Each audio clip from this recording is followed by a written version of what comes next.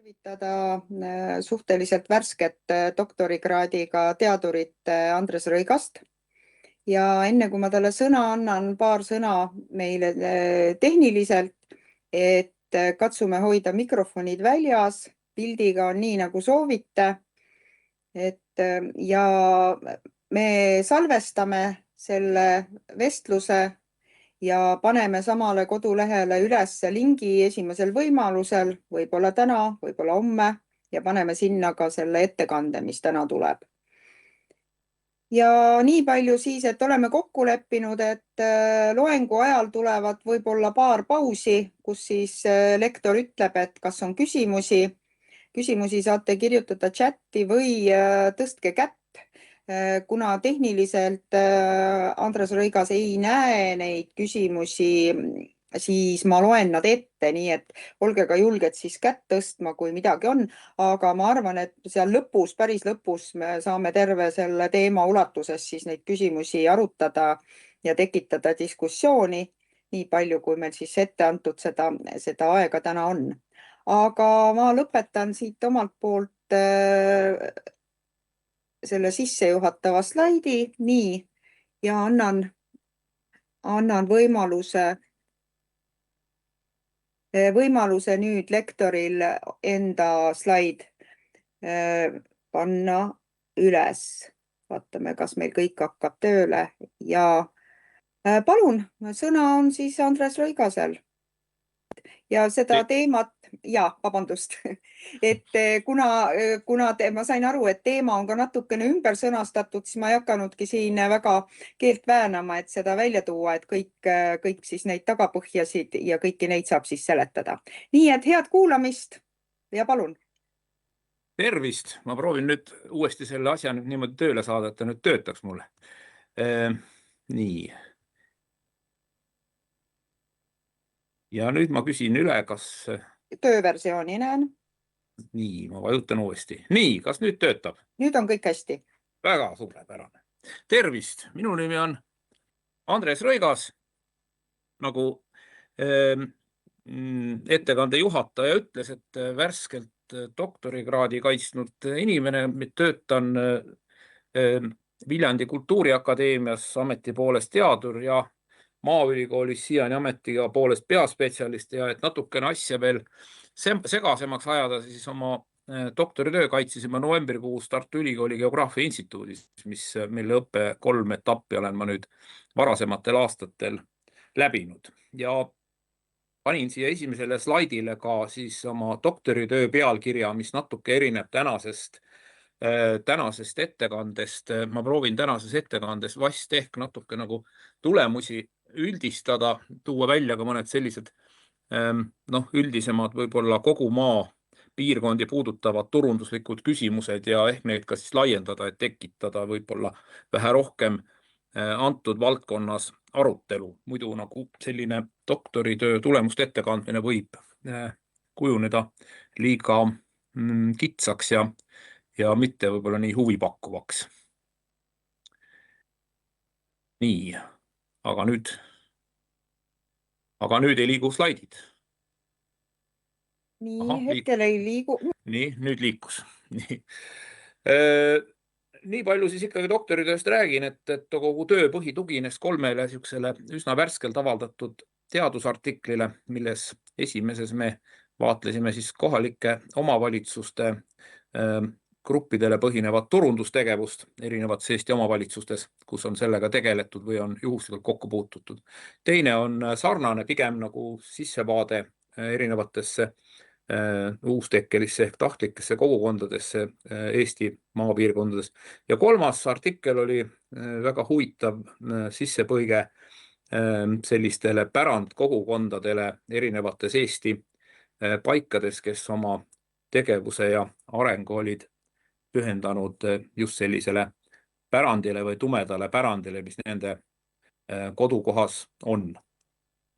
Nüüd mõne sõnaga paarist terminist, millest võib-olla töös tuleb rohkem või selles käesolevas ettekandes tuleb rohkem juttu ja aeg-ajalt on ettekande käigus küsitud, et mida ma nende terminite all mõtlen, siis esiteks on olemas selline termin, mida ma oma töös kasutasin hoolega, aga antud ettekandes võib-olla vähem, on tahtlik kogukond, mis on üldistes joontes väärtuspõhiselt või teadlikult kujunenud inimrühm, mis on ruumiliselt asub valdavalt siis ühes piirkonnas või kohas, paigas ja kus toimib mingisugunegi sisemine koostöö. Üldiselt oma töös ma vaatlesin neid kui sellise sotsiaalse innovatsiooni ja võimaliku sisserände algpunktidena või magnetitena ja sellisena nad toimisid ka. Tavaliselt siis Eesti kontekstis võib ütelda, et neil on mingisugused ühised tavad või kombed ja ühised ettevõtmised ja kannavad edasi ka kuigi palju kohapõhist identiteeti ja laias laastus võib-olla sellises maailmakirjanduses võrreldakse aeg-ajalt neid tahtlikke kogukondi näiteks märksõnadega ökokogukonnad või midagi sarnast, siis Eesti kontekstis ei saa neid päris sellesse konteksti üheselt panna. Teine termin, mida ma mitmel korral ettekandes, mis tuleb ette, on sotsiaalne innovatsioon, mis iga innovatsioon põhimõtteliselt tõlkides ongi niisugune uusus ja sotsiaalse innovatsiooni all mõtlen siinkohal siis uusi ideid ja praktikaid ja koostöövorme, mis nagu käivad koos siis ühiskondlike vajadustega, parandades siinjuures siis nii elukvaliteeti kui ka võimalikku niisugust eneseteostuse võimalusi ja tugevdavad nii sisemist siis kogukondlikku sidusust, toetades seeläbi ka sotsiaalse kapitali sündi nendes kogukondades.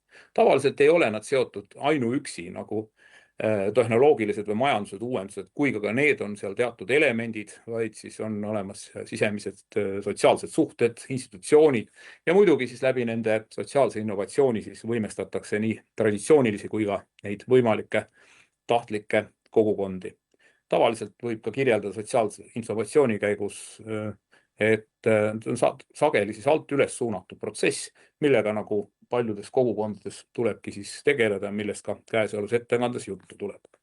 Enne kui päris nagu sisu kallale minna, siis viimasel ajal nende ettekannete tellijad ja küsijad on juhtinud tähelepanu, et kas ma saaksin ettekandes tuua välja fotosid, ülesvõtteid või iseloomustavaid pilte kogukondadest. Olen nüüd päris palju nendes kohtades uurimisprotsessi käigus ringi käinud, on käinud ka minu head kolleegid, kellega me koos neid uuringuid teinud oleme ja kogukonda on tegelikult väga keeruline pildistada ja otsustasin siis ühel päeval AI käest küsida, kuidas tema kujutaks kogukonda ja ta joonistas mulle selle ülemise vasakul nurgas oleva pildi ja sellise võib-olla mingisuguse kogukonna oma igapäevatoimetustes. Ühed on nagu natuke põllul,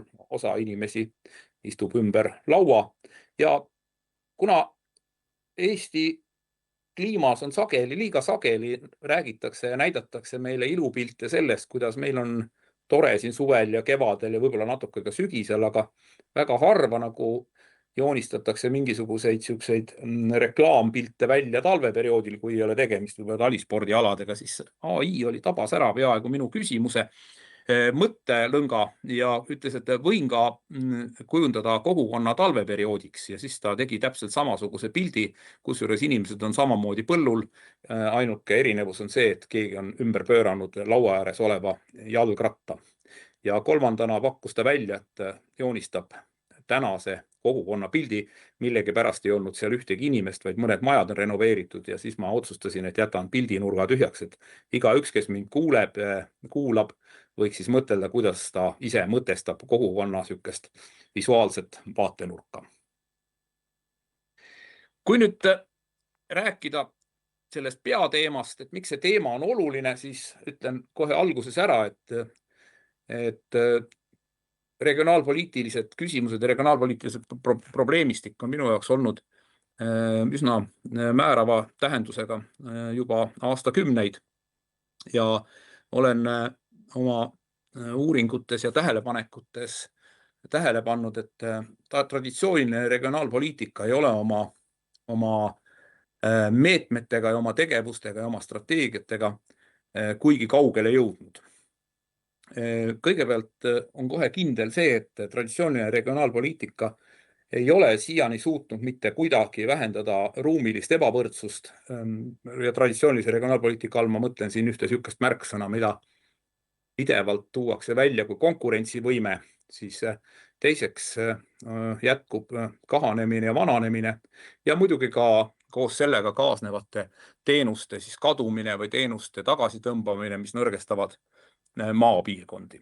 Kõige olulisem põhjus kõige selle juures on minu hinnangul ikkagi oskamatus eristada põhjuseid tagajärgedest ja mis siin salata, siis ka see ebaselgus igasuguse poliitika, eelkõige regionaalpoliitika kujundamisel.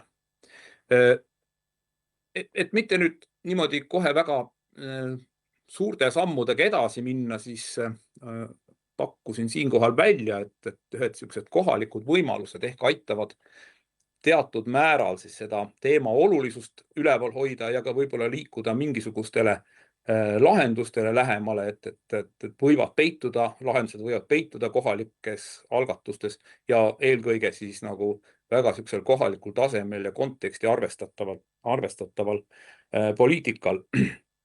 Ja kui lähtuda siis nagu sellest nii uurimisteemast kui ka sellest vaatepunktist, et mida siis kohalikul tasandil ära teha saab, siis võib ju hinnata, et pärandil põhinev kohaturundus on üks ressurss, mis on siiski päris mitmeti veel ka avastamata või lahti kirjeldamata ja rääkimata sellest, et seda võiks nagu ka mingisuguse regionaalpoliitiliste lahendustele suunatud tegevuste ressursina kasutada.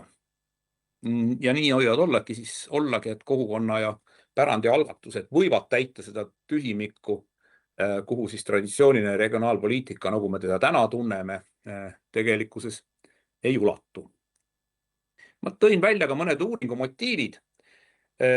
Eks need motiive on palju rohkem, miks sellega tegeleda, aga ühe slaidi peale mahuvad ära siis sellised klassikalised uuringud ja dokumendid, nagu OECD 2006. aasta dokument Uue maaelu paradigma, mis tõi esimest korda välja juba ühiskonnas võib-olla paarkümmend aastat varem selgunud tõe, et maapiirkondi ei saa käsitleda enam sellise klassikalise maapiirkonnana, nagu teda on ajaloo jooksul kogu aeg tuntud, vaid tuleb lähtuda ja tuua nagu maapiirkondade tegevuskavadesse, strateegiatesse ja sealhulgas ka uuringutesse pigem siis sellised alternatiivsete praktikate võimalusi.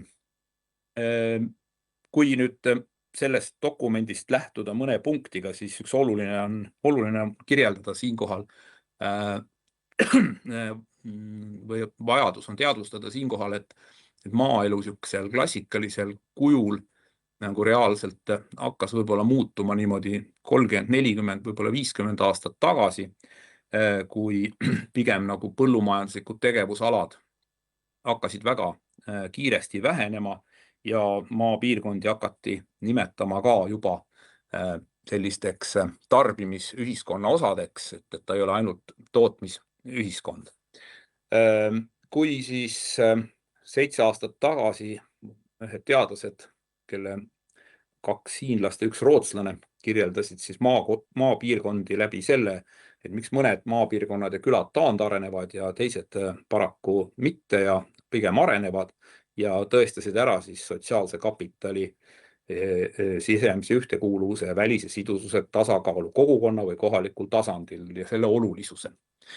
2023. aastal võrdlemisi värskes uuringus on grupp teadlasi eesotsas Hoffmanniga taaskasutanud siis sellist terminit nagu rurban, mida on kasutatud erinevates valikutes erinevate maapiirkondade uurijate poolt viimastel aastakümnetel päris hoolega ja nad on ka toonud seal siis taaskord välja selle piiri kadumise linna ja maapiirkonna vahel ja muidugi rõhutanud varasemalt eelmiste teadlastega sihukest terminit nagu maalised mugavused, kus see piir on sellisel määral kadunud, et näiteks maaliste mugavuste juures saab tänases maailmas või kirjeldada pigem siis juba neid positiivseid vaatepunkte, mis siis saaks maaliste mugavuste alla kirjutada, pluss kõik linlikud mugavused, mis on muutunud ka maapiirkondades põhimõtteliselt sama kättesaadavaks ja sama oluliseks.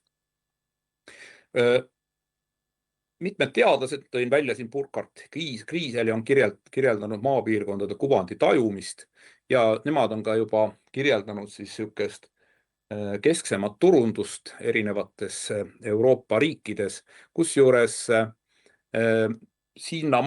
peaaegu sinnamaani üldjuhul nähti ikkagi selle turunduse sihtmärgina linnasid või siis ka terveid riike. Et ei ole maapiirkondade turundamist sellisel kujul varasemal ajal väga palju käsitletud. Ja muidugi vast ehk tasub alati kõige rohkem eeskuju võtta nendest, kellest on eeskuju võtta ja selleks on gruppe Põhjamaade teadlasi, kes erinevatel aegadel on kirjeldanud väga konkreetsete näidete ja väga konkreetsete juhtumite peale, kuidas on viidud turundust läbi Põhjamaades. Siin on need teadlased on valdavalt seotud Rootsiga. Olen leidnud ka mõne viite Norrast ja ka Soomest. Millised on need tulemused? Kõige varasem uuring, mis mul ette on jäänud, on aastal 2004 ja neid on seal ikkagi aja jooksul juurde tulnud. Võimalik, et kõige olulisem motivatsioon siis taolise uuringu läbiviimiseks on ikkagi isiklikud kokkupuuted antud teemaga tegelemisel viimase umbes 25 aasta jooksul ühes Mulgimaa piirkonnas. Et nende näidete põhjal on võimalik siis nagu uurida, kuidas töötab turundus ja kuidas on selle turundus maapiirkondades ka nende aastate, nende aegade jooksul muutunud. Mõne sõnaga toon välja väga lihtsustatud kujul, millistele uurimisküsimustele pöörasin tähelepanu. Need olid veidike pikemad, töös on nad kättesaadavad, aga kuna töö tugines 3 artiklile, mida ma teile näitasin, siis artikkel 1 ja 2 andsid üldjoontes vastuse, kuidas saavad kohalikud omavalitsused ja kogukonnad suunata väärtuspõhist sisserännet ja artiklid 1, 2, 3 kuidas toimib pärandressursina sisserändes, turismis ja ettevõtluses ning samamoodi samad artiklid, kas pärand kui laiem arenguvõimalus aitab kogukondi elujõulisemaks muuta.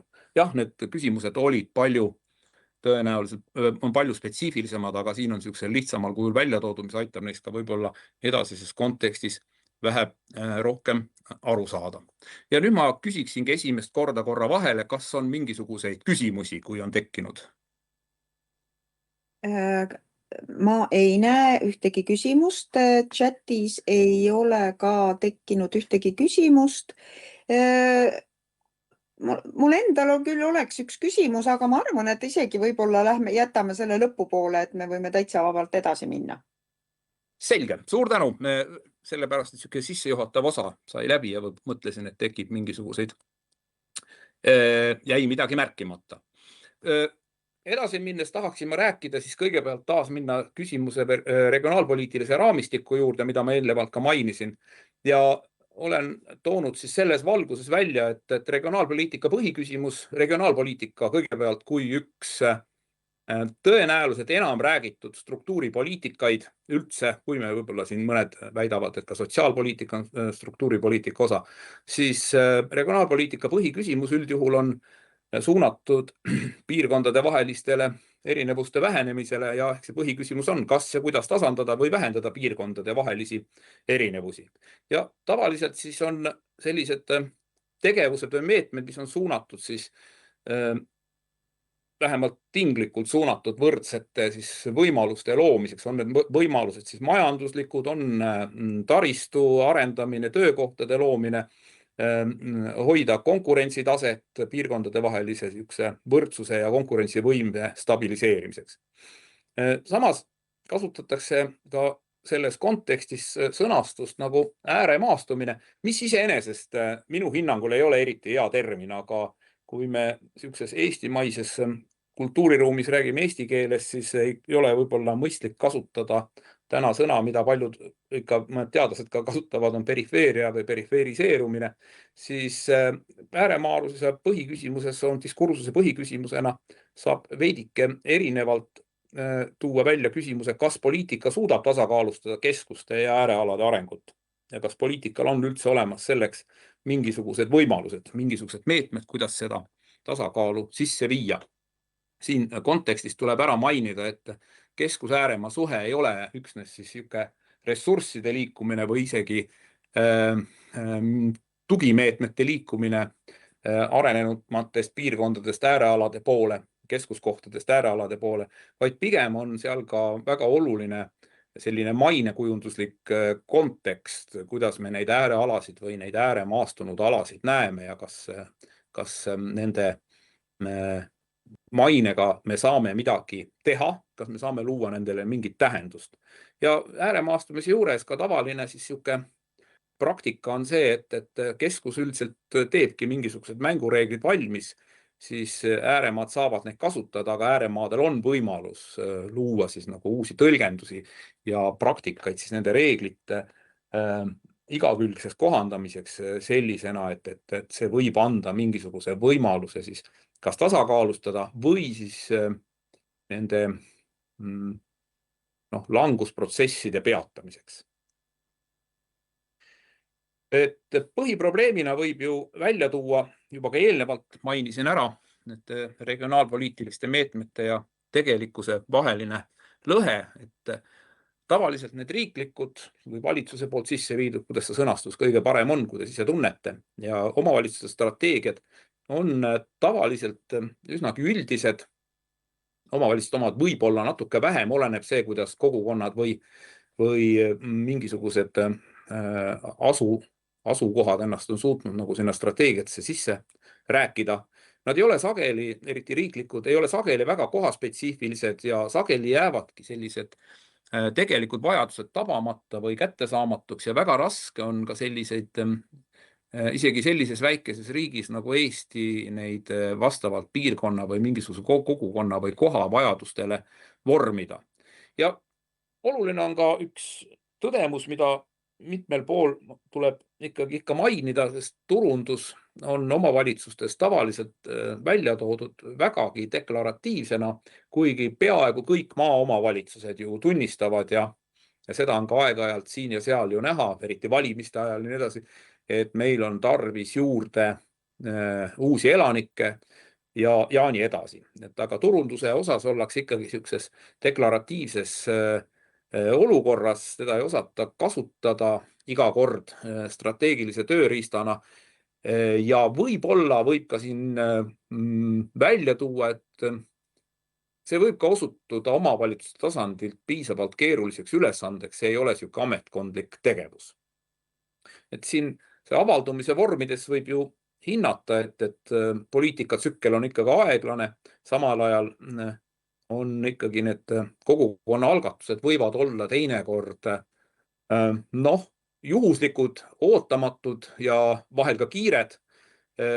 Ja sellisena need algatused tekivad ja sellisena neid algatusi saab ellu viia ja sageli siis nii-öelda ametlik poliitika ei jõua nendega kaasas käia.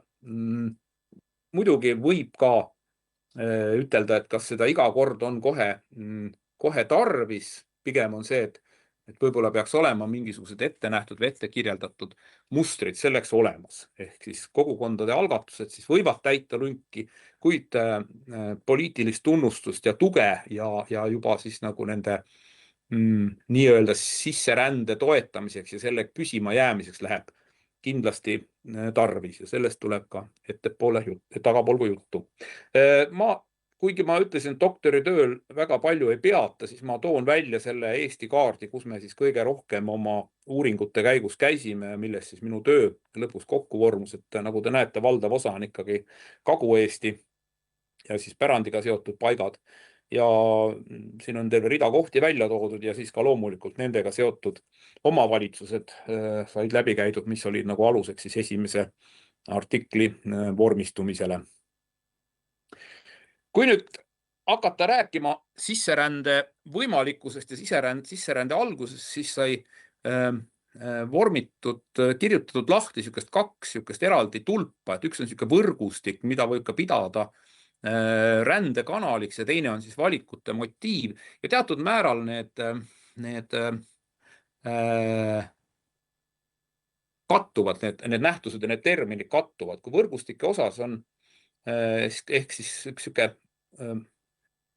sisserände motivaator on väga oluline sõpruskond ja väärtuspõhised võrgustikud, siis see on juba ka üks samm, mis võib ulatuda siis sinna nii-öelda linnalisse keskkonda, kui on olemas mingisuguse sõpruskonna ühine huvi, mis peaks nagu viima nagu kuhugi sellest samast linnalisest keskkonnast, võib-olla siis juba koos või ühiste huvide eesmärgil viima kuhugi välja.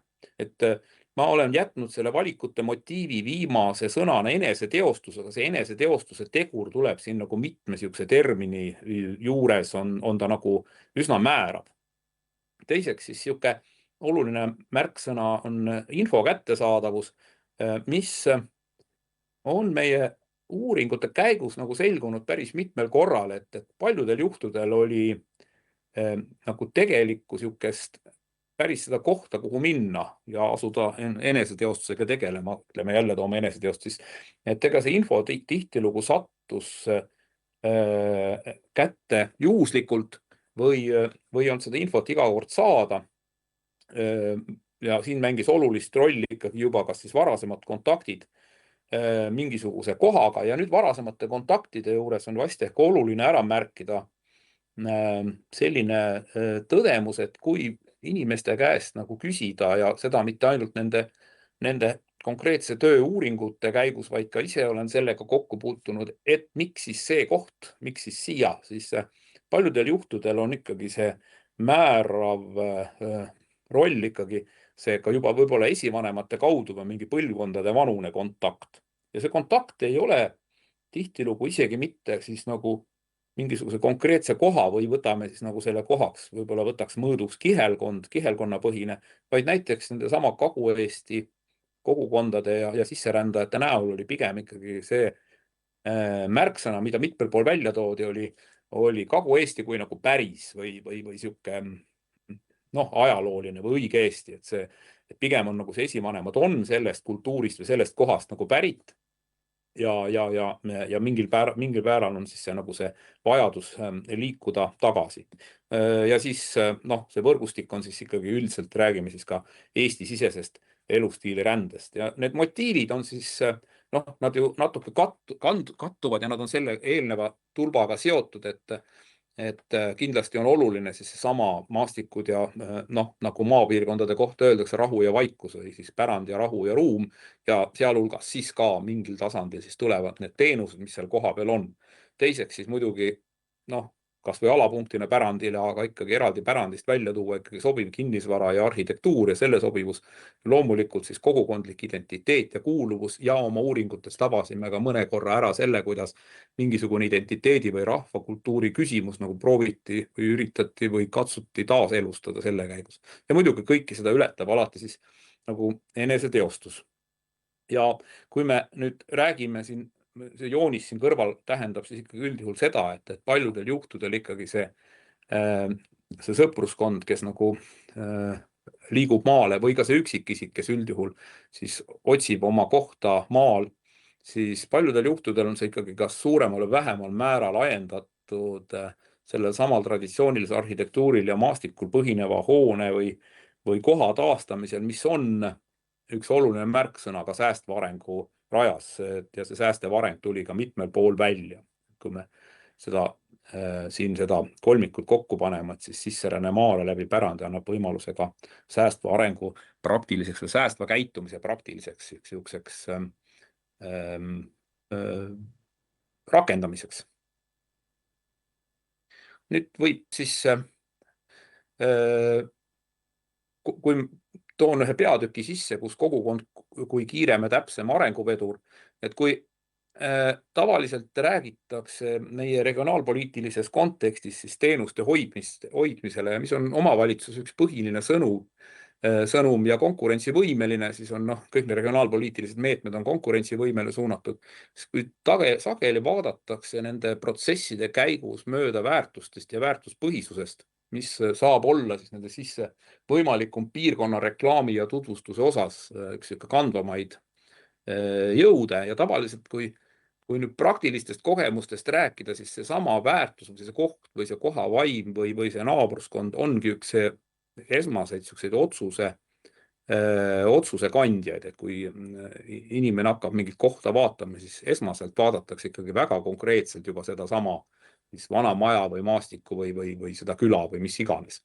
Ja kogukond siis tunneb selle protsessi käigus neid koha tugevusi ja ta saab täita neid toimiva siis poliitika tühemikke kindlasti mingi maani või mingi piirini, eelkõige käivitades siis nagu kas või alt üles algatused vähemalt läbi selle, et suunata nagu seda informatsiooni esimese hooga siis kas või kohaliku omavalitsuse arengudokumentides ja anda märku enda olemasoluks. Üks sihuke, kuna pärand ei ole nii iga kord ja paljudes kohtades nii iseenesest mõistetav, siis sama selle kogukonna poolt siis selle pärandi sihuke kirjeldamine või pärandi lahti seletamine ja sellest aru saamine on ka juba väga oluline etapp edasi. Siis see kogukonna kontaktvõrgustike loomine ja nende sissetoomine ja kohasõnumi levik on mõlemad ühtlased väga olulised sammud ja tavaliselt siis ka kogukonna koha tugevuste hindamisel on üldjuhul veavad neid mitte niivõrd ametlik poliitika või ametnikud, vahel võivad need kokku juhtida, aga tavaliselt on selle protsesside eestvedajad ikkagi mingid inimesed, keda ma oma töös nimetasin aktivistideks, kes nagu tunnevad ja teavad neid kohti kõige paremini ja mõnel ideaalsel juhtumil on nende käes ka erinevate protsesside tulemusena näiteks märkimisväärne hulk võib-olla kohalikku väga huvitavat kinnisvara, mis võib tihtilugu protsesse üsna kiiresti, üsna hästi kiirendada.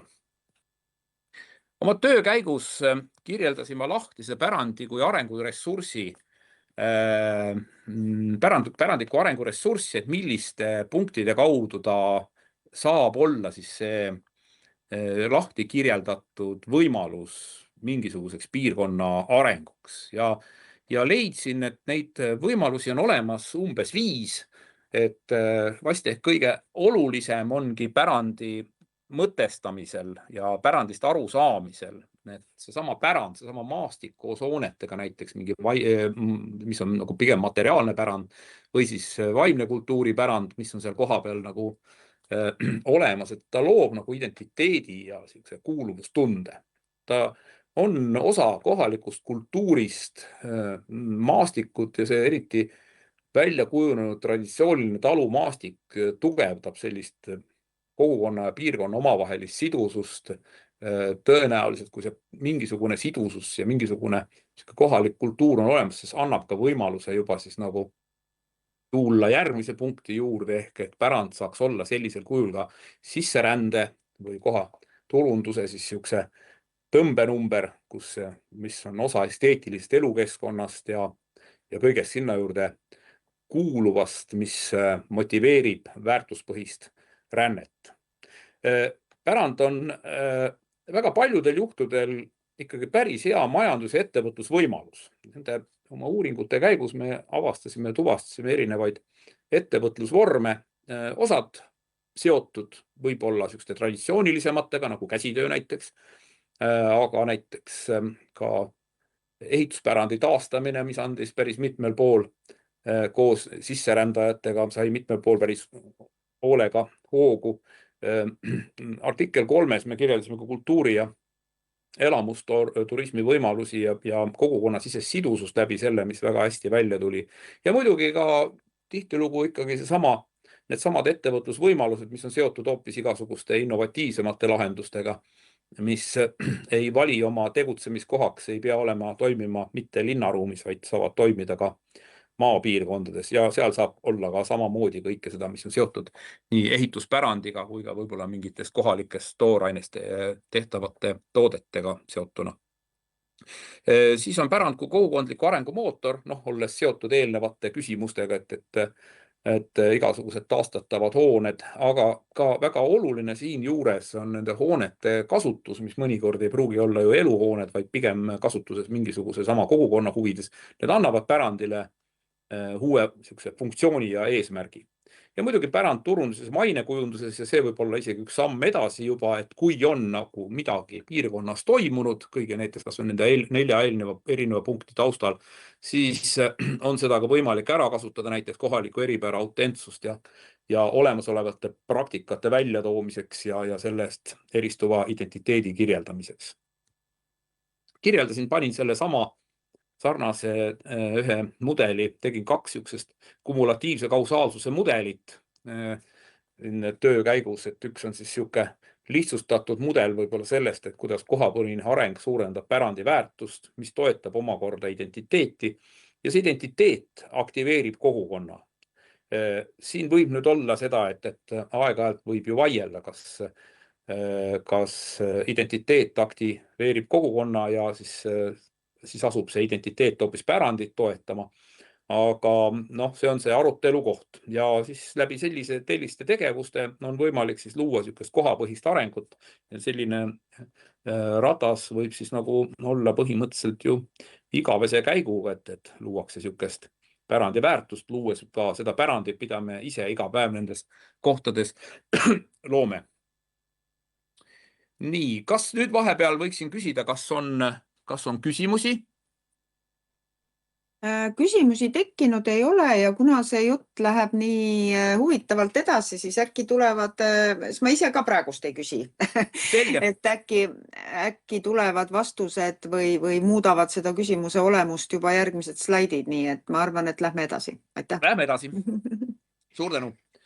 Et kõigepealt siis kohaturundus ja regionaalpoliitika seosed, hakkame liikuma võib-olla lähemale lahti kirjutatud lahendustele, et üks asi, mis peaks olema kohe nüüd üsna selge, et kohaturundus ei ole ainult turism, kuigi seda turismina kohaturundust on nähtud mitte ainult selles vaates, et nüüd tänased omavalitsused või tänased ühiskonnad sellest sellisena ainuüksi aru saavad. Üldjuhul ka igasuguste linnade ja ka riikide turundamisel on eelkõige nähtud turismi turundamist ja teise etapina nähtud turundamist investeeringuteks, aga siinses kontekstis on siis nagu me näeme kohaturunduses ikkagi seda turundatakse elukeskkonda ja identiteeti või väärtuspakkumist või turundatakse ikkagi seda võimalikku tulevast elukohta, kuhu võiks nagu siis eneseteostuse otsingutel inimene maanduda ja mitte ka üksnes siis siit ka võib-olla ringiga jälle uuesti laiemaks minnes, et ka väärtustada siis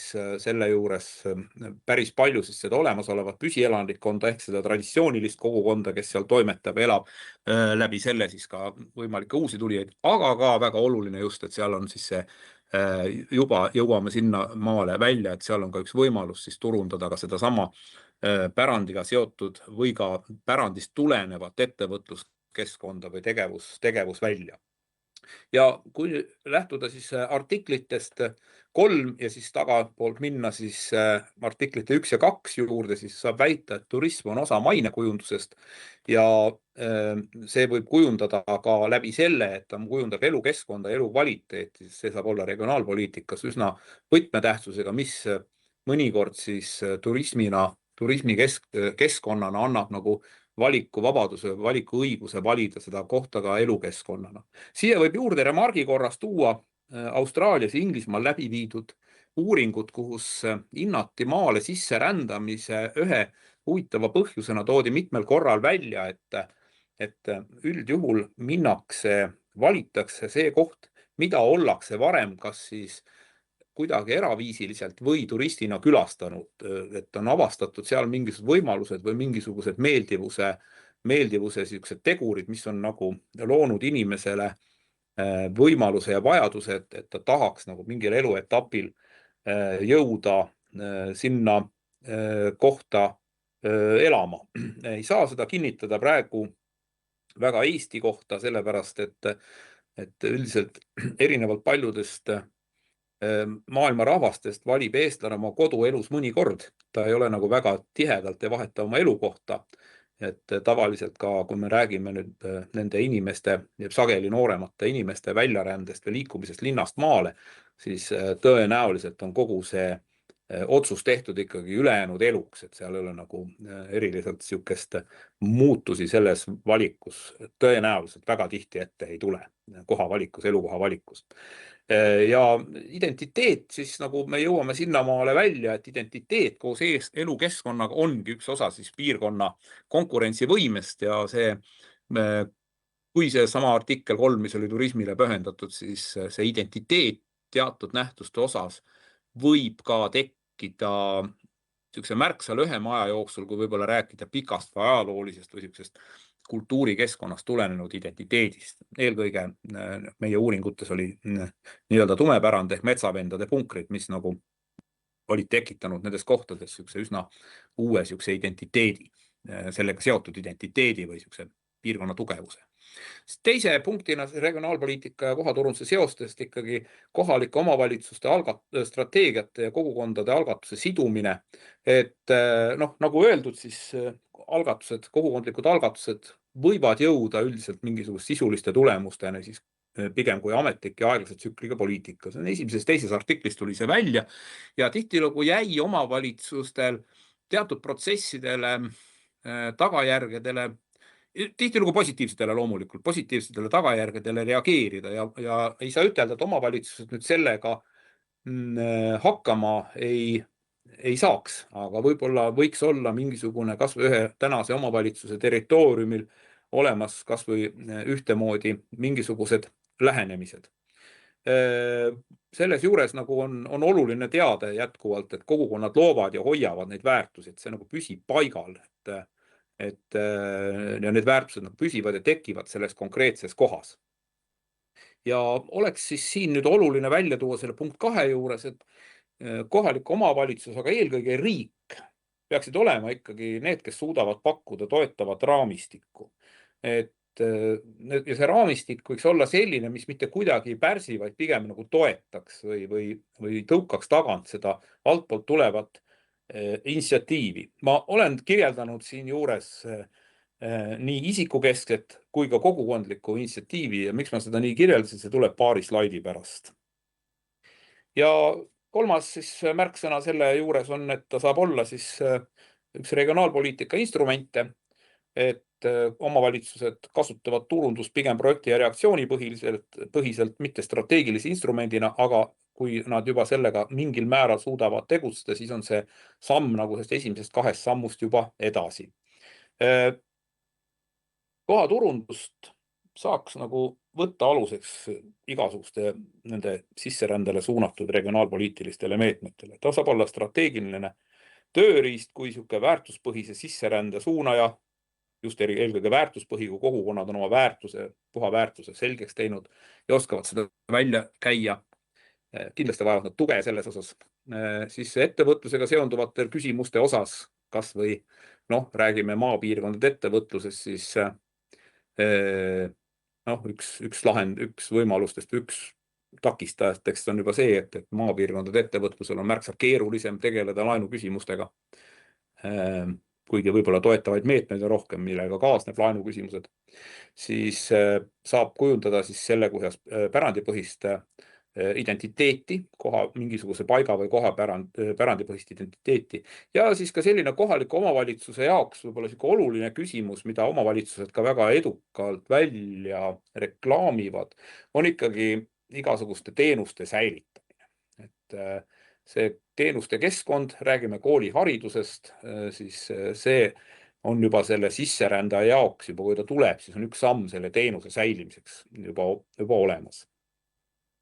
Ja siis potentsiaalina kirjeldasin siinkohal turundus kui poliitika vahend. See ühendab siis kogukondlikku energiat, altpoolt tulenevat, seda võib-olla ka sotsiaalset innovatsiooni, sõnastame seda nii, ja kohaliku omavalitsuses arenguvõimekus, mis saab siis anda nagu uue O nendes kohtades, kus sellega tegutsetakse. Ja edu saaks tulla võib-olla veel parem, kui omavalitsused ja kogukonnad tegutsevad siis selles suunas ühtselt. Nüüd ma olen välja töötanud mõned poliitikasoovitused ja neid on tegelikult 2 slaidil, mis siis oleksid võib-olla siin hakkan lõpuni lähenema, et kõigepealt poliitikasoovitused kohalikele omavalitsustele. Eelnevalt olen ka lahti rääkinud siin mitmed asjad, et kõigepealt siis omavalitsuste jaoks ikka pärandipõhine strateegiline turundus, kogukondade kaasamine, kes osalevad siis pärandi hoidmisel, taastamisel, tõlgendamisel ja siis tuleks mõtestada, kuidas seda siis integreerida siis omavalitsuse strateegilise arenguressursina. Ja teiseks siis luua siis võib-olla pärandipõhine turundusnarratiiv, mis oleks siis osa väga palju seotud ka siis mitte ainult võib-olla niisuguse väiksema külakogukonna tasandilt niisuguse turundusnarratiivina, võib-olla ka hoopis juba kihelkondlikult ja oluline märksõna ka vaimse kultuuripärandi siis kinnistamisel mingisse piirkonda. Omavalitsuste, mis tuli uuringutest välja, millega on ka varem tegelikult kokkupuuteid olnud, võin tuua siin päris huvitavaid näiteid, et omavalitsused ei halda päris palju seda kinnisvara infot. Midagi ei ole teha, aga tegelikkuses kõikide igasuguste ülevate ja üllaste ideede juures on ikkagi see kinnisvara info, mis on niisugune väga materiaalne, väga praktiline, selle kättesaadavus tegelikult ikkagi võtmetähtsusega. Ja kuna sai lubatud, siis võin ka tuua mõne näite. Tegelikult toongi ühe näite siin praegu ühe konkreetse sisserända näite najal, kui jõudsid minu juurde ühed inimesed, kellele ma hulga aastaid tagasi tutvustasin kinnisvara. Nad ostsid ühe hoone, toimetavad sellega päris hoolega ja minul läks meelest ära, kuidas nad minuni jõudsid, kui ma kunagi ükskord nende käest küsisin, kuidas me nüüd, kus me kokku saime. Ja nemad ütlesid, et tegelikult nad olid kirjutanud päris mitmesse omavalitsusse ja nad ei olnud saanud tagasisidet, olid saanud infot, et omavalitsusel ei ole seda infot selle kinnisvara, omavalitsuse territooriumil oleva kinnisvara kohta. Et see tegelikult see sama puudus, mida mina nagu üksikjuhtumina korra kokku puutusin, siis see tuli ka uuringutes mitmel korral välja. Ja võib-olla siin saaks olla ka niisugust ennetavat tegevust, et mingisugustes piirkondades, kus võib toimuda sõna ootamatu vist ei ole õige, kus võib toimuda mingi tagasilöök või elanikkonna kiire vähenemine, siis võiks olla omavalitsusel mingisugune informatsioon, mis sellest kohast ja sellest kinnisvarast ja sealhulgas ka juba maastikest ja pärandist ja kinnisvara kui pärandi osas sellest kõigest saab. Ja muidugi siis poliitika soovitus siis omavalitsustele, mis on nende eelmiste punktidega natuke seotud, paindlikud koostöövormid, et nii omavalitsused, kogukond ja ettevõtjad, ühised projektid ja tegevused, võib-olla ka siis omavalitsuste poolne niisugune hoonete kasutusse andmine, mida mitme näite puhul nüüd välja tuli, teatud teenuste delegeerimine, kui sellega soovitakse hakkama saada ja võib-olla siis ka koostöö ettevõtjatega selles osas, et peale nii-öelda füüsiliste isikute käes oleva kinnisvara on ka mingi osa kinnisvara ju nende ettevõtete käes, kes haldavad maid ja metsasid ja kellega võib-olla siis see koostöövorm võib-olla peaks olema teine. Minu isiklikud kogemused koostöö on tavaliselt üsna hea nendega. Ja teise slaidi peale ma tegin siis niisuguse väikse kokkuvõtte, millised oleks poliitikasoovitused valitsusel, mis on paljugi võib-olla niisuguse kardinaalsem, aga selles mõttes, kui meil on toimunud ikkagi päris hoolega mingisugused tegevused, mida kutsutakse regionaalpoliitikaks, kuid mis ei ole mitte sugugi vähendanud piirkondade vahelist ebavõrdsust, siis miks mitte need tegevused mingil määral ümber mõtestada ja vast ehk siinjuures ka kinnitada, et tegelikkuses on need vahendid ju meil kuskil järelikult ju olemas, kui neid tegevusi ikkagi tehakse. Kõigepealt muidugi jah, kui rääkida siis nagu, kui ma eelpool rääkisin siis nagu sellest põhjus-tagajärg seoste arusaamisest, siis tuleks ka aru saada, et võib-olla niisuguse pärand ei ole mitte otseselt kogu aeg kultuuripoliitika osa, vaid on tegelikkuses ka regionaalpoliitika osa ja pärandipõhine siis regionaalpoliitika võiks olla siis võrdne juba niisuguse läbi meetmete siis võib-olla niisuguse isikukeskse või kodanikukeskse regionaalpoliitikaga. Punkt 1 on siis, mis ma leian, mis siin tuleks teha, oleks üks meetmete pakett võib-olla kohaliku omavalitsusele, mis ei ole mitte niivõrd tohutu finantsiline meede, vaid tõenäoliselt suunata kohalikele omavalitsustele neid oskusi ja teadmisi, mida me nimetame täna väga üheselt siis nagu turunduseks. Et kuidas nagu siis mingisuguseid piirkondi turundada ja tõenäoliselt ka õpetusabi ja koostöö, kuidas siis sama kogukondadeni jõuda ja võib-olla kogukondade poolset siis nagu niisugust mõtestamist, kuidas jõuda omavalitsusteni selliselt, et need ideed oleks kajastatud. Aga teised edasi on siis nagu need toetusmeetmed, mis tegelikkuses ju tähendavad ju raha. Ja regionaalpoliitika ongi paraku see üks väheseid poliitikaid, mis tegelikult võib ju tahta pidevalt raha, et paljusid asju saab tõenäoliselt parandada, aga tulenevalt asustusmustrist ja kõikidest muudest ajaloolistest ja tänastest realiteetidest, siis ei pruugi regionaalpoliitika nagu vahendite vajadus mitte kuidagi väheneda, et siis ma siin nagu pärandist tulenevalt võib-olla toetusmeetmed, mida võib-olla saaks ka laiendada, võib-olla näiteks mingi hajaasustuse toetusmeetmeteks või maastiku taastamise, kultuurmaastik, kus inimesed elavad selle toetusmeetmeteks, et üks oleks siis võib-olla siis nagu renoveerimistoetused ja siis ka siin oluline ehk mingid energiatõhususe erilahendused välja mõelda. Teiseks, Eesti on katsetanud juba päris hulga aastaid, 15 aastat, kes mäletab võib-olla täpsemalt, on katsetanud hajaastuse programmiga, mis sai alguse sõnaühendist kaevuprogramm, nüüd siis hajaastuse programm. Hajaastuse programm on tegelikult ju tagantjärgi elluviidav meede, kui elatakse sees, siis parandada olemasolevaid elamistingimusi. Oluline on, et mingisuguse nende samade pärandi väärtustamise seisukohalt peaks olema hajaastuse programm ikkagi ennetav meede ja ma millegipärast olen täiesti kindel, et nii omavalitsuse kui keskvalitsuse tasandilt on võimalik seda kontrollida väga tõhusalt, et see meede töötaks ennetava meetmena. Ja hajaastuse programmi juures on oluline märksõna ikkagi ka see, et sealt on puudu kõige olulisem etapp ehk elektriühenduse sisse saamine, mis on, kes teavad, päris finantsmahukas ettevõtmine. Ja kolmas võiks olla siis välja tuua siis laenugarantiid, mis jagunevad kaheks, et ühed on siis need garantiid, et kuidas ikkagi maalist kinnisvara selliselt väärtustada, et oleks laenukõlbulik või garanteerida tema laenu. Ja teine osa siis ettevõtluse arenguks ja toetamiseks mõeldud laenugarantiid. Tihtilugu see ettevõtluse toetamiseks mõeldud laenugarantiid kaasnevad sellise nähtusega nagu maapiirkondades teinekord päris hästi kättesaadavad ettevõtlustoetused läbi erinevate PRIA meetmete. Sageli on need täpselt 50% siia-sinna. Ja sellest teiseks 50% tuleb laenu võtta, teades isiklikest kogemustest. Sageli pole need laenusummad küll väga suured, aga sageli panga silmis ikkagi see garantii on täiesti kõlbmatu. Tõin ka välja punktid 3. artikli põhjal, see tumenda pärandi, eelkõige need metsavennad, aga ka ordu need maalinnused, nende paikade sidumine teatava eetilise raamistikuga, aga nende kasutamine ja igakülgne kasutamise hariduslikuks ja kogukond ja identiteeti toetavaks tööriistaks. Et paljuski on need tumeda pärandi kohad ikkagi ju meie ajaloolise seisukohast olulised, aga nad on meie mälus veel suhteliselt lühikest aega olnud.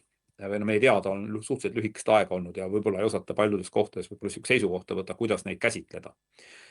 Ja siis muidugi siis on siis võib-olla siis selgitada välja siis ka sellised pärandipõhise, väärtuspõhised sihtgrupid või selline eristuv sihtrühm, et kas võib-olla siis oleks nagu selline, mitte kuidas see on siis, pigem nagu võib-olla mingisugused reklaami moodi tegevused või sellele just sellele huviliste sihtrühmale või on see siis seotud siis nagu pigem selline positiivse maine loomisega. Nii, ahah. Ja tõin väga lihtsustatud mudeli siin ühe välja nende põhjal. Ma isegi praegu ei kujuta ette, kui palju mul on läinud aega. Ma ei tahagi sellel võib-olla väga pikalt peatuda, et tõin välja siis nagu 3 rolli eri tasanditel, et riik ja kohalik omavalitsus ja kogukond, mis on tema erinevad siis ülesanded, et kõigepealt riigi poolt meetmed, kohaliku omavalitsuse poolt sidusus ja kogukonna siis nagu tegevuste algatamine ja siis nagu erinevad tegevused, mis toetavad siis, mis muudavad poliitika toimivaks. Ja võiks nagu sellel tasandil saaks nagu võib-olla siis nagu ühe regionaalpoliitilise meetmena välja tuua siis nagu selline pärandil põhineva siis võimaliku siis selline meetme või isegi üles ehitada isikukeskse regionaalpoliitilise agenda täies määral.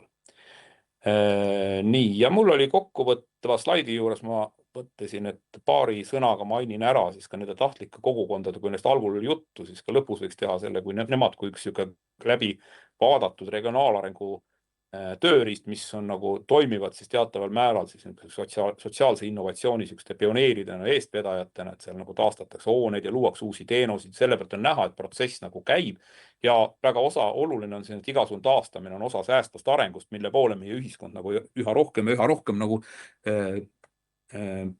liigub ja samal ajal saadakse läbi selle taastamise anda panus ka siis nagu pärandi ja selle nii ainelise kui ka siis vaimse kultuuripärandi säilimisse ja taastumisse.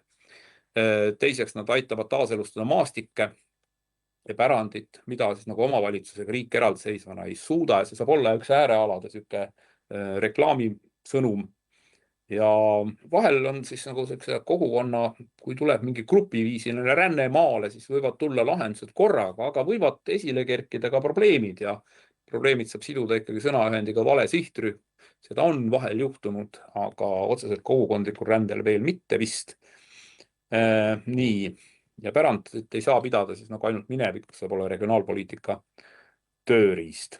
Nii, ma joonistasin ühe kausaalsuse mudeli veel, mis on natukene keerulisem ja siin on nüüd peamine on siis oluline, võib siis ülevalt vaadata, et pärand ressurss on nagu olemas, kui see nagu ära tuntakse, siis see võib see olla aluseks juba mingisuguse võrgustiku, kogukonna sisese võrgustiku loomiseks ja koostöö tekkeks, et ja siis läbi selle siis juba lisada siis see õige sihtgrupi leidmine, kui selle võrgustikul on olemas mingisugused siuksed ideed, kuidas see ressurssi väärtustada. Siia juurde saab siis nagu juba turundustegevused paigutada ja nüüd siis ongi aeg-ajalt olnud vaidluskoht, et kas see sihtgrupi tegemine peaks olema turundustegevuste tulemusena või peaks ikka sihtgrupile turundama ja see sõltub alati siis vaatajast, mis annab võimaluse siis sisserändeks ja võimalike siis uute teenuste tekkeks, olemasolevate teenustega säilimiseks, mis parandab siis kogukonna kriitilist massi, mis toob tagasi selleni, et nähakse siis seda pärandit kui ressurssi.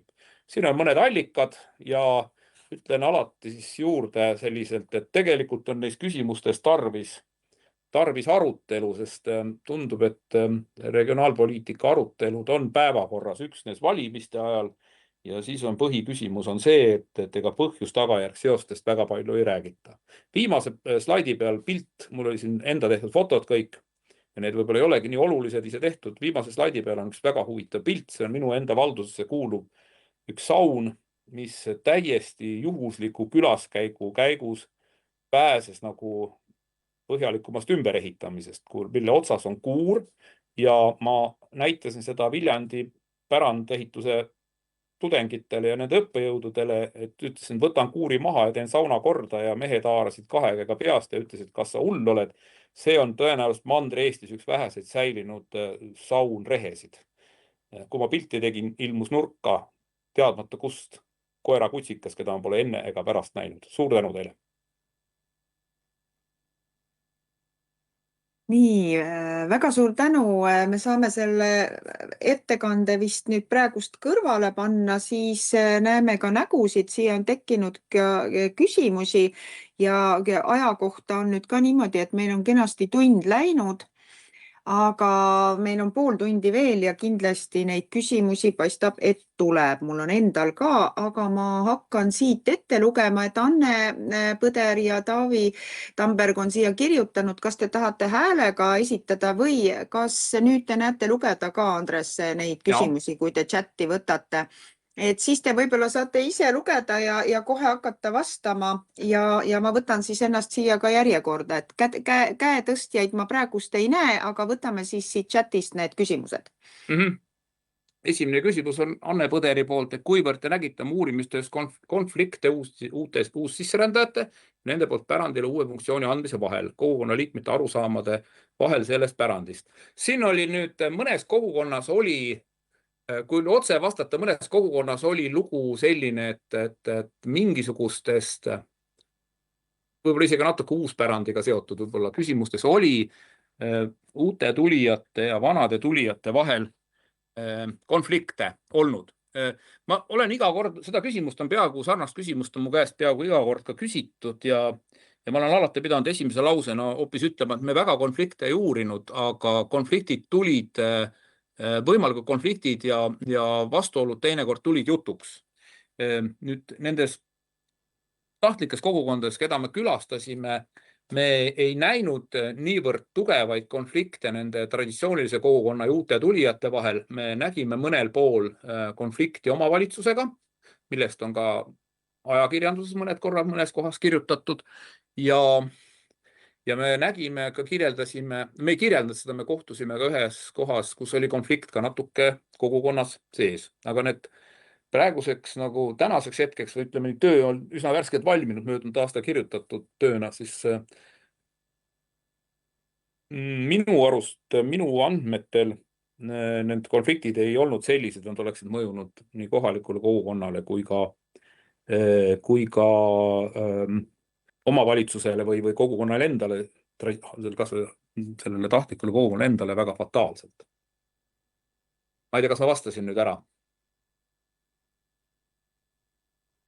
Nii, aga siin on järjest küsimusi tuleb, nii et me liigume, aga mina soovitan edasi liikuda, aga oota, kas keegi soovis kommenteerida, et kas küsimus sai vastatud?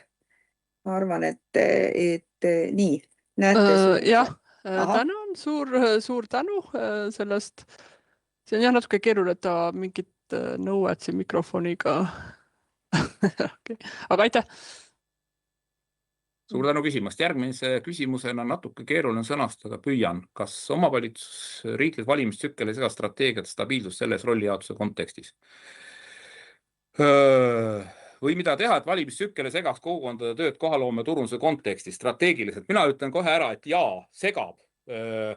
Väga hoolega segab ja mitte ainult valimistsükkel, või valitsuste vahetus segab. Et regionaalpoliitikas on minu arust hüpatud ühelt mättalt teisele ja ainuke stabiilsus on sellest, et kui on olemas mingisugused Euroopa Liiduga seotud programmid, mis vahendid tuleb lõpuni kulutada ja rõhksõnal tuleb lõpuni kulutada, siis see on ainuke stabiilsuse näitaja. Minu arust kõiges ülejäänus, ütlen otse ära, ei ole meil mingisugust stabiilsuse küvetki. Ma ei tea, kas ma vastasin õieti, aga tegelikkuses on see, et kui on mingisugune traditsioon tekib mingis kohalikul tasandil, minnes kohalikule tasandile, siis seal võib olla see traditsioon võib-olla ka valimistsüklitega jätkuda või valitsuste vahetustega, kohaliku omavalitsuse, linnapea, vallavanema ja valitsuse, linna-vallavalitsuse vahetusega võib jätkuda, kuna on ühiskonnas mingisugune traditsioon ja võib-olla sellisest olemuselt tahetakse saada nagu mingist tulemust, mis sõltub jälle siin ka väga paljuski mitte ainult sellest, kui palju on omavalitsus suuteline ja võimeline, vaid sõltub ka kindlasti väga palju vahenditest, mis selle omavalitsusel on eelarve käigus kasutada ja tema prioriteetidest. Nii et jah, pikale küsimusele vastata jah, aga tegelikult ma seletasin ära. Ma ei tea, kas ma sain vastatud. Järgmine küsimus on üsna samasse poole, et seda teist poolt lugeda, et kas on siin veel midagi täiendada või sai ka enam-vähem. Piret Lauri küsimus, mõtlete jah? Suur tänu, väga olulist teema. Nii, küsimus, kas te olete käsitlenud ka pärandi kogukonna ühiste väärtuste toimumise püsima tagavat raamistikku? Kui nüüd on siin mõeldud seda, et mingisugust pigem niimoodi kogukonna põhimõtteliselt mingisugust teoreetilist või sükest, kuidas nüüd ütelda, sükest kivisse raiutud teemat, mis hoiaks seda püsivalt tagavat raamistikku, siis sellisel kujul ei ole. Mina vaatasin teda ju pigem ikkagi regionaalpoliitika vaatepunktist nendes küsimustes, kus on seda võimalik säilitada ja kus on seda võimalik kasutada. Ma olen ka täiesti kindel, et seda on võimalik kasutada igal pool, kus nüüd leitakse see, kas või meie olemasolev asutusmustri ja maastika näitel on olemas tegelikkuses see erisus meie asustusmuster on juba erisus. Et vaieldi siin võib-olla natuke vastu mulle selles samas, kus ma pärandis võib-olla rõhutanud, aga minu arust need samade kogukondade tekke ja maale ränne, et võib-olla ta on natuke unikaalne. Mõned teadlased vaidlesid mulle sellele vastu, et ei ole väga unikaalne, aga ma ise väidan, et just sellise asustusmustrisse tekkivate kogukondade tekkimine on ikkagi üsna unikaalne, sest enamikes kohtades elatakse ruumiliselt üksteisele palju lähemalt, aga meil on ikka see vana eestlaste väide, et suits peab aknast paistma. Siin on nüüd teine küsimuse pool, kuidas strateegilisel tasandil saab püsiväärtused määrata nii, et need iga valimistsükliga ei kaoks. Sidustrateegia on kindlasti see asi, aga see ei pea pruugi hoida teda, sest ega arengukavad ei ole ka meil iga kord täitmiseks. ma ei tea, ma vist eelmise küsimusega vist enam-vähem sedasama ütlesin, et kui meil on see olemas siduv strateegia, mis toimib ja jääb toimima aegade lõpuni, võtame sellest aja lõpuks mis tahes, mitte ainult valimistsüklis, siis ta peaks toimima, aga ma ei tea, kas need toimivad ja see on kindlasti, ma ei taha eriti palju omavalitsustele selles osas mitte midagi ette heita, sellepärast et need omavalitsused, kes sellega tegeleda tahtnud on asjast aru saanud, need on vaatamata kõigele sellega edasi tegelenud kogu aeg. Nii, ma ei tea, kas... Ei, päris seda vastust ei tulnud nüüd. Kas ma tohin nüüd edasi küsida? Et tegelikult teil olid väga inspireerivad need slaidid seal juba ja mind jäi kohe kõnetama ka see, et mis loob siis kogukonna veduritele nüüd selle edasiliikumise jaoks ka need rööpad. Noh, muidu need vedurid ju väsivad ära, eks, kui nad püüavad ka neid kogukonna pärandväärtusi hoida, säilitada, et midagi peab ju olema ka, mis annab selle püsiva aluse või ma mõtlen, kuidas nüüd oma mõtted teile esitleda nii, et me nüüd haakume seal samas ruumis, selles loomeruumis, kus me nüüd tegelikult ajame sama asja, aga ma küsin nagu toetust sellele meetmele, et mis nüüd aitab nendel kogukondadel hoida nüüd kas seda pärandit või seda kogukonna jaoks olulist väärtusruumi nii, et iga valimise tsükliga, kui vahetub otsustajate ring, et kõik kaduma ei läheks see, mis eelmise korraga on justkui nagu tekitatud ka selle suhtlemise tasandil. Ette öeldes vastus on tegelikult üldplaneering. Et kas kui sinna nüüd ära määratleda need väärtuslikud maastikud ja miljööväärtusala, et need peaksid olema justkui need instrumendid, mille kaudu saab püsivamalt kogukond oma enda väärtused sinna kaardile nii, et nendega uued tulijad saaksid ka arvestada. Aga te ei ole seda kunagi käsitlenud teist? Ei ole seda sellisel kujul käsitlenud ja mina väidan, et üldplaneering on ikkagi teatav kohustuslik dokument kõikidele vallakodanikele, kus me ei saa ära märkida kõiki neid piirkondlikke väärtusi või kogu seda kõike seda asustust, mis seal mingil kujul, kas või mingi mälestuse kujul olemas on. Jah, aga ta on ühiskondlik kokkulepe ja see on see koht, kus tegelikult isegi kui me ei ole kõiki neid ära määratlenud, kõiki neid objekte, me saame seal põhimõtetes kokku leppida seda, et kõik need kogukonnale olulised väärtused, mis seal olemas on, et kas omavalitsus neid hindab ja jääb ka neid toetama siis, kui uusarendused tulevad peale. Sest meil on ka see ehitussurve on piirkondades väga erinev ju.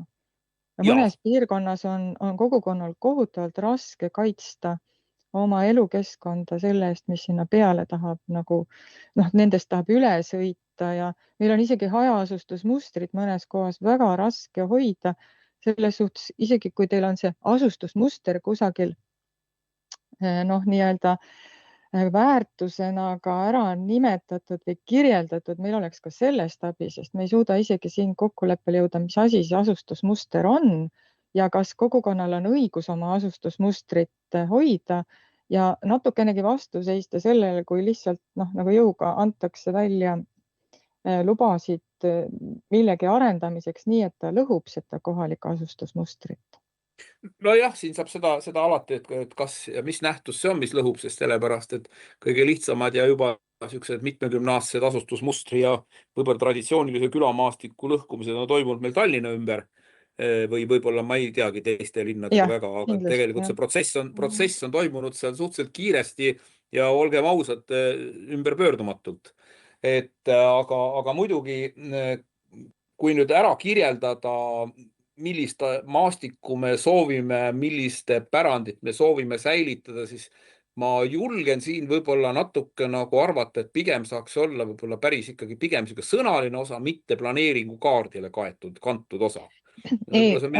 Aga mis teda siis nagu kaitseb selles mõttes, et temaga ka arvestatakse, kas teil on selleks nagu mingi mis meede seda kaitseb?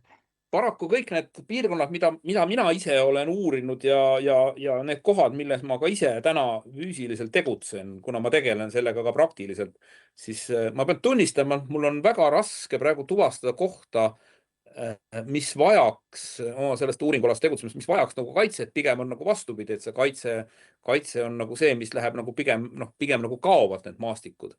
ja mitte üleehituse surve all, vaid pigem vastupidi, et pigem on tegemist ikkagi sellega, et tuleb tohutult vaeva näha, et see maastik säiliks läbi selle, et seal elaks nagu inimene.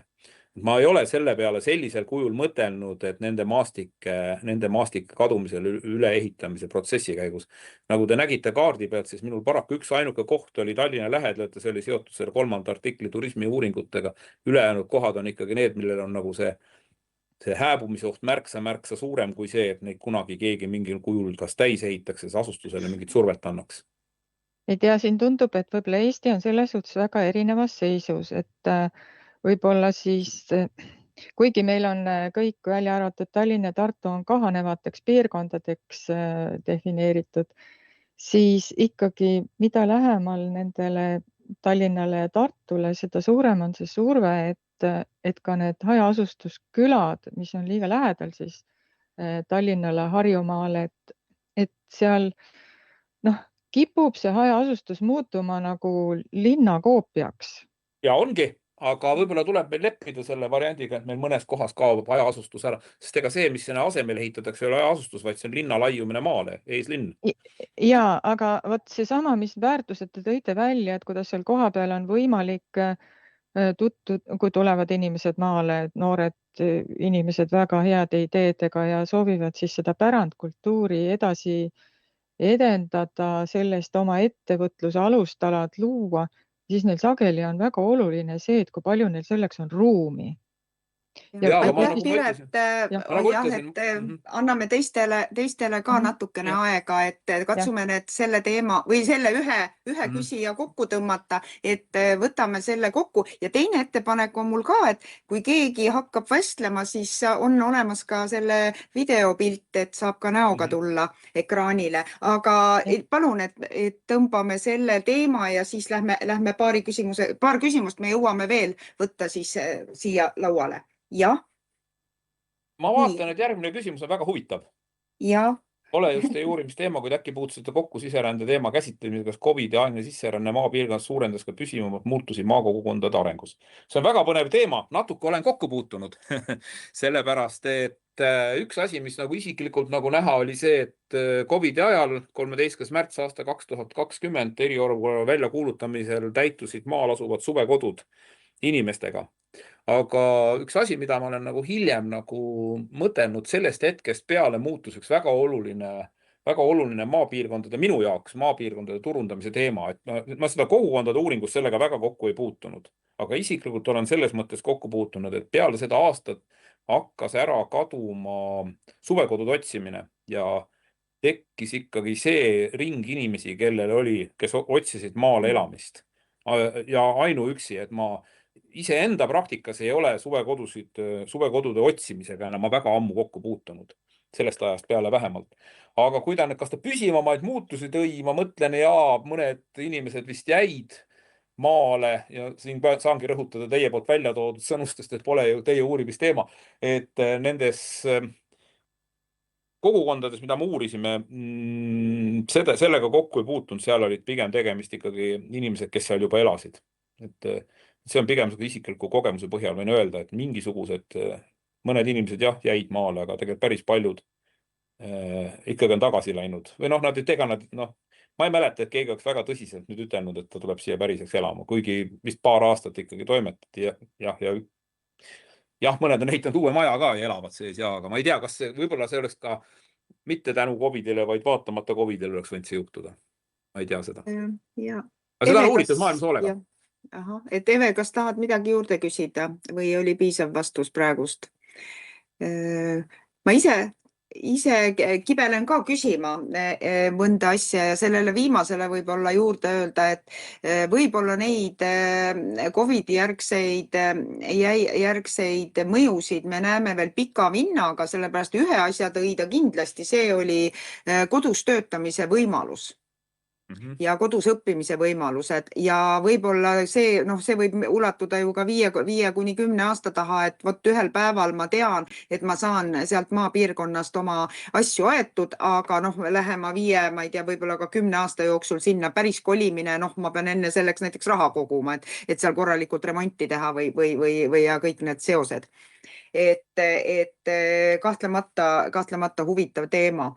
Et ma tänan muidugi Piretit, kes pikalt küsis sellest pärandi kohta ja mina ise jõudsin siin kribida natuke teistsuguse küsimuse sellest samast valdkonnast võib-olla, et kas pärand võib olla ka uus pärand. Selles mõttes, et on loodud siia, et mis tekitab kogukonnale sellist, ütleme, või sinna piirkonda mingisugust liikumist ja mingisugust uut, et on Pokumaa tekkinud, eks ole, et mis on ju natuke uue peal, Lottemaa, ma ei tea, kui palju ta kogukonda mõjutab, et ta on pigem ettevõtlus, aga ikkagi Soomaa, ütleme, selle nagu mõtestamine. Ta oli küll, ta on mingi, ütleme, ta ei ole ju nii mingisugustel nendel väga vanadel traditsioonidel, aga ikkagi nagu peaks, jah, et kuidas me seda nagu sõnastaksime? Soomaa oli hea märge praegu vahepeal. Natuke rohkem kui aasta tagasi tegin ma ühe ettekande ühel Põhjamaade maapiirkondade uurijate konverentsil, kus me kirjeldasime siis kogukondlikku suhtestumist ja ühe näitena siis meil oli ka kaasautoriks Aivar Ruukel, kellega me tõime siis sinna sisse ka selle nähtuse nagu siis see sama kogukond, mis tegeleb Soomaal ühe Polootsikuga. See on nagu siuke natuke ilma konkreetse territooriumita kogukond, keda seob tegelikult väga piirkonnaspetsiifiline nähtus, nimetame seda. See nähtus on ainult ühes kohas ja see on see Soomaa, olgu Eestis on võib-olla mõnes kohas veel olnud, aga sellise, tulles nüüd nende nii-öelda, kuidas see oli uus nähtus teeb? Mis see oli? Kas pärand võib olla ka uus pärand? Tänapäeval tekib pärand, mis edasi viib kogukonda? Kui miskisugune asi seob, ma pigem näen praegu seda, et vahel võib olla ju kas see sama mingisugune, kas teemapark on näiteks võib-olla see sama mõiste, aga see sama lootsik on sama mõiste, et ta on ju tekkinud mingisuguste protsesside tulemusena tõusnud ju päevakorda ja ta võib olla mingisuguse kogukonna siduja. See kogukond, mõne nähtuse puhul ei pruugi olla selle terminiga, millega ma algselt ta välja tõin, väga siuke territooriumiga piiratud, vaid ta võib olla mingisuguste inimeste, huviliste, seotud tegelaste siuke A-territoriaalne grupp. Ma ei oska hinnata seda, kas mingisugune väga tõsine väärtus nagu loob nagu siis nagu on mingisuguse nähtuse ümber nagu loob mingisuguse siukse kogukonna, aga samal ajal, kui me räägime nendest samadest rahvusparkidest, ikkagi see Karula ja need on ju tegelikult ikkagi üsna ju ka mingisuguste, vähemalt mingite varasemate keskkonnaalaste tegevuste ümber tekkinud nähtused. Nii et see saab olla ju täiesti uhkelt ja selliseid on tõenäoliselt Eestis veel ja veel. Ja meil on siin üks uurimispiirkond pooleli, uurimisprojekt, kuhu me ei ole viimasel väga kaugele jõudnud selles teemas, et ikkagi tekkinud mingisuguse mõisa, ühe Eestimaa mõisa ümber tekkinud siuke võib-olla pärandi seltskond, mis nagu tegelikult väärtustab seal olevaid ka neid külasid pigem. Et ka sisserände aluseks olnud, et praegu meil on see asi pooleli ja ma ei taha selle pikemalt peatuda, aga need on pigem jah, nad on tekkinud ikkagi mingisuguse ühe nähtuse ümber. Et need nähtused. Et saab olla. Siin on kindlasti praegu rohkem mõtiskeda. Siin tuli nüüd 2 küsimust, aga ma küsin ise veel kiiresti või siia juurde ja siis vaatame siia chati neid tekkinud küsimusi. Et minu küsimus oli selles, et kui me räägime nagu kogukonna ja ütleme riigi ja omavalitsuse nagu tasanditelt, siis kas võis kokku puutuda, te olete vaadanud ka neid teiste riikide uuringuid, et näiteks see ei ole nüüd otse pärandiga seotud, aga üleüldise sellise maaelu ja regionaalarenguga, et kas ütleme riigi algatused viia mingisuguseid asutusi maapiirkondadesse, väikelinnadesse, kas nendest on nagu häid eeskujusid, häid näiteid teistest riikidest? Ta on tegelikult ju riigiasutuste väljaviimine pealinnast teistesse kohtadesse on tegelikult väga siuke linnageograafia küsimus. Ma ei ole sellega kokku puutunud selles valguses, et ma oskan nüüd väga palju tuua näiteid või selle tegevuse õigustusi või vastuväiteid. Ma tean, et seda on tehtud, minule teadaolevalt on Taani üks, mille pealt vist võeti ka selle Eesti mudeli jaoks natukene eeskuju. seal viidi ka tõesti asju väga väikestesse kohtadesse. Kuigi ma ütlen, et see on ka, ma olen selle kohta ütelnud, et see on ka ainuke asi, mis Eesti on regionaalpoliitikas siiani teinud. Riigiasutuste väljasoomine maakondades on ainuke edusamm, mida me saame vähemalt mingil kujul mõõta, sest minu arust ülejäänud Eesti regionaalpoliitika, kui me võrdleme 98. aasta seda Faare uuringut, mida ma olen mitmes ajaleheartiklis võrrelnud kuni selleni, mis nagu tänane siin tuuakse aeg-ajalt kas sissetulekute või piirkondliku koguprodukti võrdlusi, siis mina julgen väita, et regionaalpoliitikas on toimunud täielik ebaõnnestumine. Täielik, sest vahed on ainult kasvanud, mitte vähenenud ja tegelikkuses ja kogu see põhjus on see, mida ma täna ka välja tõin, on ikkagi see, et põhjus-tagajärg seostest ei saada mitte midagi aru ja vähemalt kui nüüd riigiasutusi välja toodud, on see vähemalt on ta mingi mainekujunduse osas, et ma olen alati ka ütelnud see juurde, et Viljandi on pigem ikkagi sellest võitnud, sest meil on näiteks Viljandis igast asju tulnud. Ei ole kursis praegu sellega, mis teistes maakonnakeskustes, siin-seal on kuulda midagi, aga minu arust ka see tegevus toppab. Ja võib-olla kõige nagu aeg-ajalt kostub ju poliitikute suust hääli, et Haridus- ja Teadusministeerium ikka tagasi Tallinnasse, et kui nagu mingisugust märgilist asja nagu otsida, siis siin võiks juba natuke vanduda või soovida õnne, et palju õnne Eesti regionaalpoliitikat. Meil nagu puudub järjepidevus selles osas. Ja siin ma võin öelda kas või meie metkist, et meie metk on küll päris üle Eesti laiali ja on nii, et mina oma kolleege võin küll siia ja sinnapoole panna, nii et mõnes mõttes on ta ikkagi ka olemas. Aga ma küsin veel kiiresti omamoodi, et kui oli see kriitika selle regionaalpoliitika kohta, et aga milles need põhjused mõnes või selles mõttes on, et kas on mingid olulised uuringud, mis on tegemata jäetud, mingid olulised teemalised töörühmad kokku kutsumata jäetud, et äkki on mingisugust paar sellist et aga uurige seda, teist ja kolmandat ja vaadake neid põhjuseid sealt.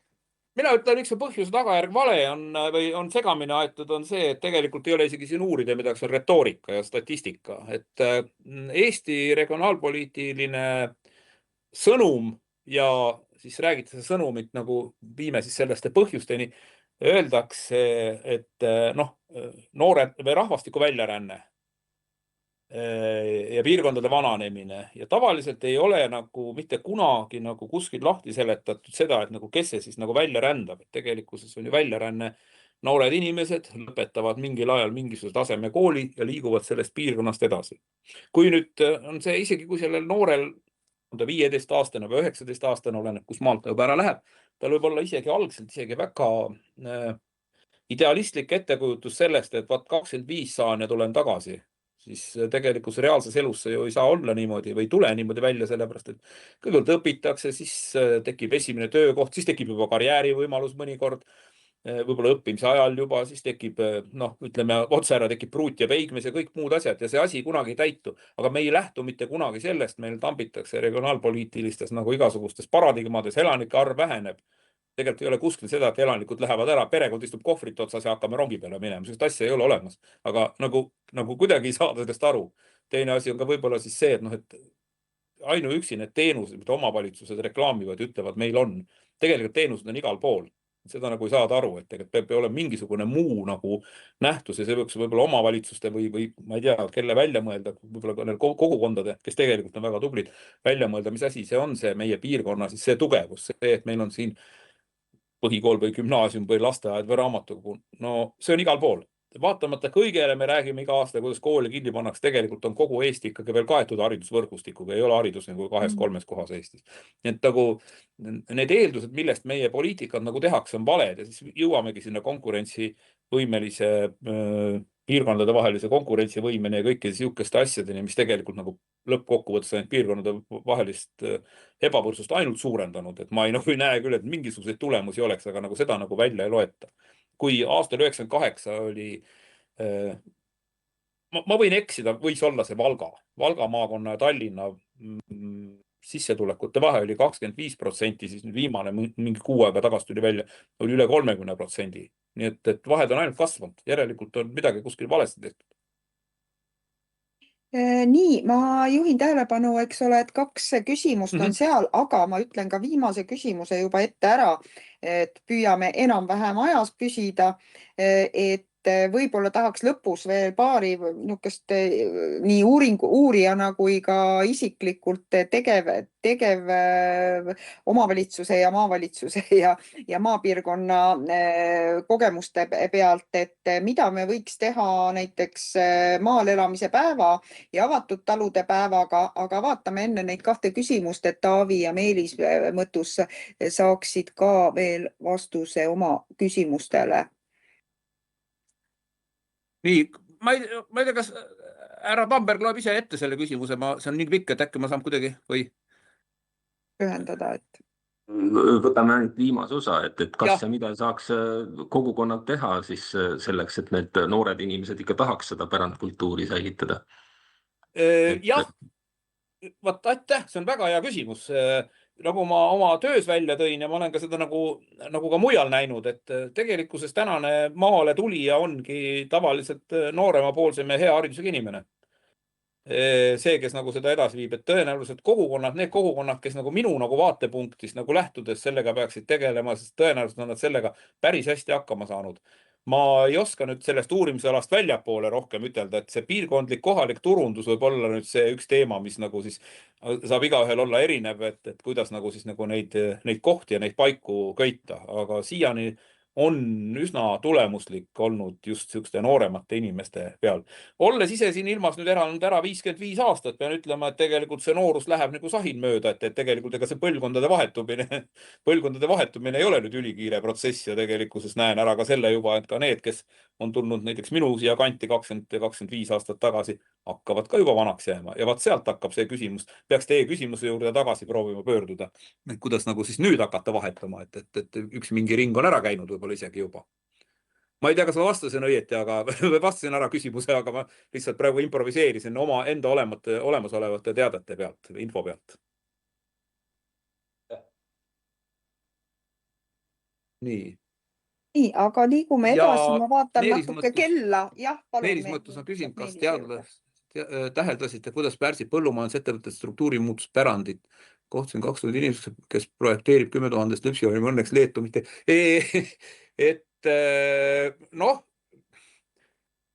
Ma ei tea nüüd, kas ta pärsib seda pärandit. Üks asi on siin juures ikkagi oluline see, et enamik inimesi, kes täna maale liiguvad, põllumajandusega tegelevad, kas väga vähe või üldse mitte. Võimalik, ma ei usu, et ka praegu Eestis nagu kuskil on ühtegi põllumajandusettevõtet, kes näiteks väga hoolega nagu parema põllumajandus saamiseks lõhub maju ja maid, maju selleks, et saada omal paremat põllumajandus. Ma ei oska sellele küsimusele sellisel kui vastata. Me põllumajandusest puutusime tõesti kokku seda, et kuna oli tegemist ikkagi säästva arenguga seotud seltskondadega, siis pigem oli just sellest, et kasvatati või toodeti midagi, mida nagu peeti või peetakse natukene nii-öelda ökoloogilisemaks. Kui ma nüüd andsin õige vastuse, ma ei tea, kas selle korrektse vastuse, muud moodi ma ei oska sellele hetkel praegu muud moodi vastata. Nii, ja viimane küsimus on mul tulnud see, mida võiks arvestada avatud talude päevade maal elamise päeva korraldajad nõuandeid. See on minu küsimus, ma panin selle kirja, et ta oleks siis nii-öelda silma ees. Ma ei tea, palju meid inimesi siin kuulab. Minu isiklik arvamus, ja vabandage juba ette kõik, aga minu arust on see täielik asendustegevus. No me oleme Metkiga ise sellega seotud ja tegevad, et ma ei tea, aidake mõtestada või lõpetame ära, et võib julgelt arvamust avaldada. Meil on plaanide tegemise aeg. Ei, väga hea, sealt tuleb võib-olla tõesti maha istuda, kas me saame sellega midagi teha, aga avatud talude päevad võib-olla, ma ei ole niivõrd palju kursis, ma olen käinud ükskord kaasas neid silte laiali viimas. Ma võib-olla selle kohta ütleks, aga maal elamispäev. Kas keegi on mõõtnud maal elamise päeva kasutegurit ja tulemusi? Kuna olen ise olnud paar korda korraldamisesse kaasatud ja ma ei saa siiamaani aru, milleks seda vaja on. Keegi maale elama selle päeva järgi ei tule. See ei ole omavalitsused näitavad oma allasutusi ja mingid inimesed kogunevad kuskile platsile ja mina tegin 1 aasta, 2 aastat, 1,5 aastat tagasi tutvustasin Mulgimaa arhitektuuripärandit. Mul oli bussides inimesi, ma oleks ilma maale elamispäevata neid võinud vedada mööda Mulgimaad. Nad oleks võib-olla kokku tulnud isegi. Avatud talude päeva osas ma ei oska nii kindlalt ütelda. See võib päris huvitav tutvustada olla. Tutvustada talusid. Väga uhke, väga vahva. Aga maale elamispäev. Võib-olla peaks mõõtma seda tulemuslikkust kuidagi, aga ma ei kujuta ette, kuidas. Ma olen võib-olla liiga kriitiline, aga võib-olla ma olen üldse Eesti regionaalpoliitika peale liiga kriitiline, et see nagu head algatused on alati kuskile mutta tambitud ja siis lähtutakse valedest eeldustest. Aga võib-olla peaks selleks asjas maha istuma ja nende osapooltega rääkima, et mida me sellel päeval tahame. Et see ongi minu hinnang. Suur tänu, me oleme nüüd ajaliselt enam-vähem lõpetanud ja ega kõiki teemasid ühe loenguga ei saa ka ära katta ja võib-olla ma küsin siis tuleviku plaanide kohta veel siia lõppu, et kus saab veel kuulata, kus saab tulla küsima, kas on mingisuguseid trükiseid uuringuid tulemas, et sellega saaksime siis tänasele loengule joone alla tõmmata. Mitmed omavalitsused on mind üles otsinud, tõenäoliselt mõned teie seast võib-olla satuvad mulle kuskil tee peal ette, siis tervitan. Siis teine asi on, trükiseid selles mõttes ei toodame, et ma olen praegu osaline umbes 3 teaduspublikatsioonis, millest 2 on seotud saartega ja 1 on võib-olla lähemal sellele teemale, aga see on pigem nagu gentrifikatsioon. Minu uuring natuke erineb sellest asendumisest, et pigem on juba tühi ja minnakse asemele. Et need on nagu lähemad praegu tegevused. Rohkem mul vist praegu neid artiklite pakkumisi ja mõtteid on millegi pärast tõesti viimaste kuudega juurde tulnud, sest tuleb välja, et Eestis väga ei uurita. Aga kuskil on olemas mingisugused inimesed, kes nagu tahaksid. Aga 2 asja on saartega praegu seotud, mis on nagu võib-olla sellised huvitavad väljakutsed, kuna mul saari ju sees ei olnud. Asva oli natuke. Väga palju tänu on siia tulemas ja siin on veel mõned märkused, aga ma omalt poolt väga ka tänun ja kindlasti nende teemadega katsume edasi minna ja mõnda uurijat saab siia ka mitu korda kutsuda ja mõned on meil veel kasutamata, nii et kindlasti kohtume veel ja vaatame, mida teadlastel on öelda maaelu arengu kohta. Nii et suur tänu veel kord ja kohtumisteni. Suur tänu, kes ära kuulas. Edu teile kõigile.